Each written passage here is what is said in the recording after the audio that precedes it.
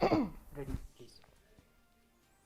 Nongpoh MLA and a member of the Regional Committee of Interstate Boundary Row from Riboy, Meryl Bonds A, has discerned that there is still scope and room for reconsideration of the Memorandum of Understanding MOU signed between Assam and Meghalaya to settle dispute in 6 out of 12 contested areas along the interstate boundary.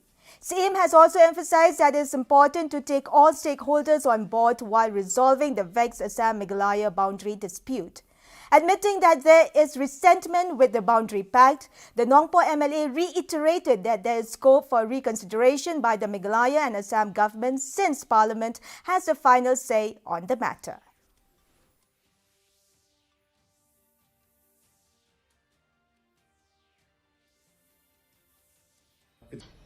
In the past also, on record, I have said that there are scope to revisit, to look into.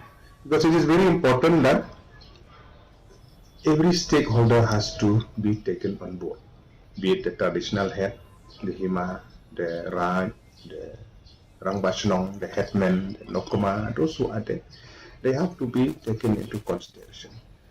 But one day you have to take a call as a government, as public representative, as a member in the regional committee.